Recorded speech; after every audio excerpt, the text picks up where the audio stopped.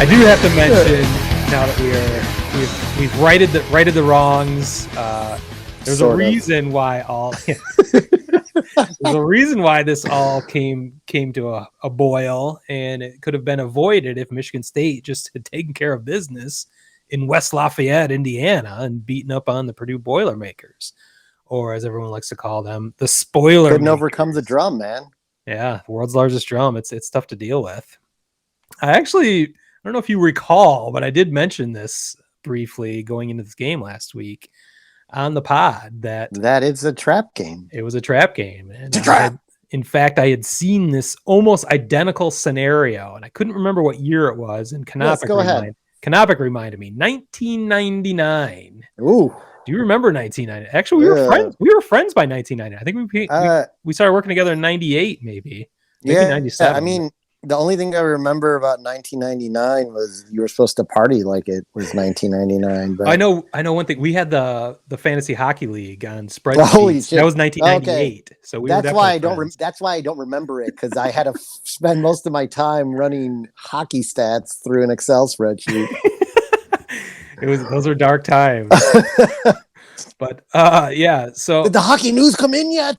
Canopic remembered that we did indeed travel to West Lafayette in 1999. An undefeated Michigan State team led by a young Nick Saban as their head coach. Still took the team to West Lafayette, and Tanner, myself, I forget the whole crew drove down there. By the way, West Lafayette, it's not an impressive place. They have like one good breakfast joint, like right in town, but that's about all I can think of. It sounds terrible. Yeah, West Lafayette. Yeah, it wasn't great. That's most of Indiana, though. But true that. Well, the undefeated Spartans went into West Lafayette that fateful 1999 day, and a young Drew Brees took care of business. Yes. The Spoilermakers back then ruined an undefeated season for the Michigan State Spartans.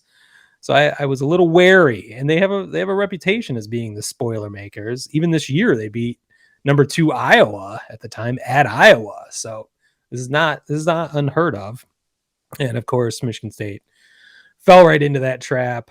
They were really outclassed the whole game. They made it competitive in the second half, and had a shot but couldn't take advantage of a couple opportunities, and there was no question about it. They were beaten by the better team that day, so I'm not going to complain about that. I'm disappointed that Mel Tucker couldn't have his team ready to play. There was no question about Purdue's game plan. They were going to throw the fucking ball. And now Michigan State has allowed 1,000 yards in the last 2 games in passing between Michigan and Purdue.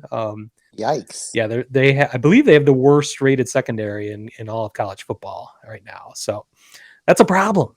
And it might be a limitation of personnel more than anything. It's maybe not scheme. Maybe it's just they don't have the horses in the secondary to take care of it. They had a few injuries, but most of that team was built through the transfer portal. So I think they need, once their lack of depth is exposed, it is really exposed now. So I'm a little wary of Spartans' chances down the stretch, because any team that actually throws the ball, including this weekend against Maryland, they could be in trouble.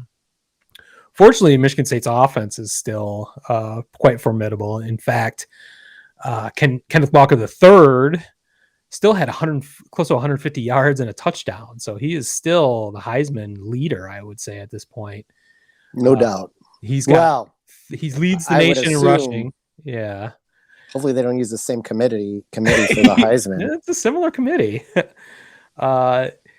He's got 1,330 yards rushing, leading the nation. He's got 15 touchdowns now. That does not lead the nation, but it's amongst the leaders. So if he continues to put up 150 yards and gets a touchdown every week, I think this is a shoo-in, especially after last week in his Heisman moment against Michigan with 5 touchdowns and 200 yards. So hopefully they've got that shirt up.